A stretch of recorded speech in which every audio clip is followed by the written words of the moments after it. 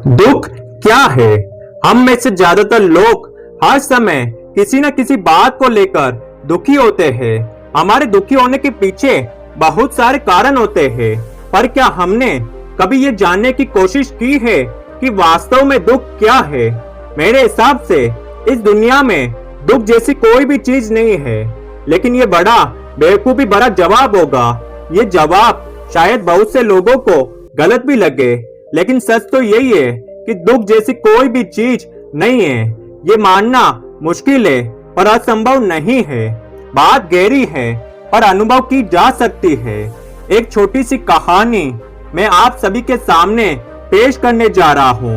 ये कहानी है गौतम बुद्ध के जीवन से, जो आपको ये बताएगी कि वास्तव में दुख क्या है और ये किस तरह से काम करता है हमारे जीवन में। एक बार गौतम बुद्ध और उनके शिष्य एक वन से गुजर रहे होते हैं। बहुत देर चलने के बाद बुद्ध और उनके सभी शिष्य एक विशाल पेड़ के नीचे बैठ जाते हैं। उस पेड़ के नीचे एक अलग सी शांति होती है। सभी लोग उस शांति को अनुभव कर रहे होते हैं। कोई भी एक शब्द नहीं बोलता, बस चुपचाप उस शांति को अनुभव कर रहे होते हैं। कुछ देर बीतने के बाद गौतम बुद्ध का एक शिष्य अपने स्थान से उठता है और बुद्ध के पास आता है और बुद्ध से पूछता है, बुद्ध, मैं आपसे एक प्रश्न पूछना चाहता हूँ। बुद्ध कहते हैं, पूछो, क्या प्रश्न है तुम्हारा? बुद्ध का वह शिष्य बुद्ध से पूछता है, बुद्ध, मैंने कभी भी आपको दुखी नहीं देखा। आपके चेहरे पर हर समय की एक अलग ही मुस्कुराहट रहती है, जो हमें भीतर तक आनंद से भर देती है। आपके चेहरे पर अलग ही चमक है, जो हमें दुख से कोसों दूर करती है। पर मैं ये जानना चाहता हूँ कि मेरे भिक्षु बनने से पहले मेरे जीवन में बहुत सारे दुख थे, जिसके कारण मैं भिक्षु भी बन गया हूँ। पर मैं अभी भी ये नहीं जान पाया हूँ कि दुख वास्तव में है क्या। क्या आप मुझे बता सकते हैं कि वास्तव में दुख क्या है? बुद्ध मुस्कुराते हुए अपने भिक्षु से कहते हैं, दुख एक विचार से ज्यादा कुछ नहीं है। सभी भिक्षु बुद्ध का जवाब सुनकर चौंक जाते हैं और बुद्ध से पूछते हैं, परंतु बुद्ध, विचार तो आते हैं और चले जाते हैं, पर दुख एक बार आ जाता है तो जाने का नाम ही नहीं लेता। बुद्ध मुस्कुराते हुए कहते हैं, मैं तुम सभी शिष्यों को एक छोटी सी घटना बताता हूँ। एक नगर में एक धनी सेठ रहता था।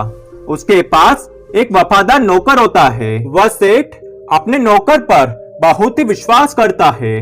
वह सेठ अपने नौकर पर कभी भी किसी बात के लिए भी शक नहीं करता है, क्योंकि उसका नौकर वास्तव में ही बहुत ही ईमानदार होता है। एक बार उस सेठ को किसी काम से बाहर जाना पड़ता है। 2-3 दिनों के बाद जब वह सेठ वापस घर लौटता है तो वह एक कीमती सामान लेकर आता है। वह उस कीमती सामान को अपने कमरे में बड़ा ही सजा कर रखता है और अपने नौकर से कह देता है, तुम्हें खास तौर पर इस चीज का ध्यान रखना है। ध्यान रहे ये टूटे नहीं, क्योंकि ये मेरा बहुत ही प्रिय है। नौकर कहता है, मालिक, मैं पूरा ध्यान रखूंगा, आप चिंता न करें।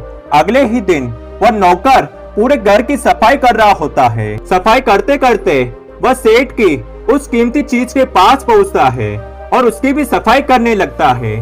सफाई करते वक्त वह कीमती चीज उस नौकर के हाथ से फिसल जाती है और नीचे गिरकर टूट जाती है।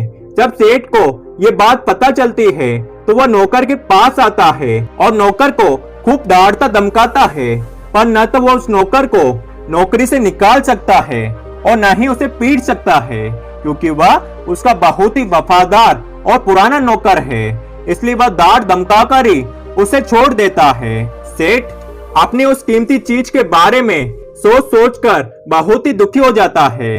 रात होती है और सेठ अपने कमरे में लेट जाता है। सेठ को नींद नहीं आती है, वह बहुत ही बेचैन होता है। बेचैनी के कारण सेठ अपने कमरे से बाहर निकलता है और देखता है कि उसका नौकर निश्चिंत के साथ खराटे लेकर सो रहा होता है। वह यह देखकर और भी क्रोधित हो जाता है। सेठ सोचता है, इसने मेरी इतनी कीमती चीज को तोड़ दिया है और उसे इस बात की बिल्कुल भी चिंता नहीं है। मुझे यहाँ नींद तक नहीं आ रही है और वह आराम से वहां सो रहा है। पर सेठ कुछ नहीं कर पाता क्योंकि वह उसका पुराना और वफादार नौकर है। सेठ अपने कमरे में वापस चला जाता है। अगले दिन सुबह सेठ सोचता है, मैं इस समस्या से कैसे बाहर निकलूं।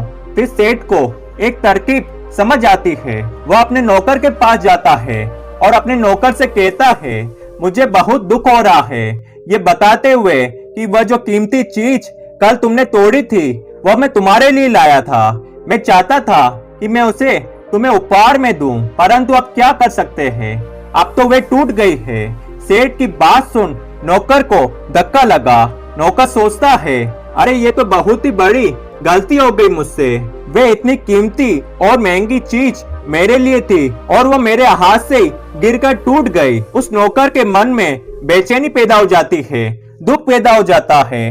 रात होती है और सेठ आराम से सोता है और वहां नौकर बेचैन रहता है। उसे नींद नहीं आती है क्योंकि अब उस नौकर ने उस सेठ की उस कीमती चीज को अपने आप से जोड़ लिया, इसलिए वह दुखी हो रहा है। पहले उस नौकर के मन में ये विचार नहीं था कि वह कीमती चीज मेरी है, पर अब उसके मन में ये विचार है कि अगर वह कीमती चीज न टूटती तो वो मेरी होती। बुद्ध अपने शिष्यों को समझाते हुए कहते हैं, दुख केवल एक विचार है और ये विचार कैसे उत्पन्न हुआ, अपने आप को किसी चीज से जोड़ने से। हम जिस भी चीज को अपने आप से जोड़ लेते हैं, उसे पकड़ने की कोशिश करते हैं, वह चीज हमें दुख देती है, क्योंकि वास्तविकता तो यही है कि कोई भी चीज हमसे जुड़ नहीं सकती है। हर चीज आपके पास से आपकी है, पर कुछ समय के लिए, कुछ समय के बाद वह आपसे दूर हो जाएगी। उस दूर होने की घटना को आप स्वीकार करें और आगे बढ़े।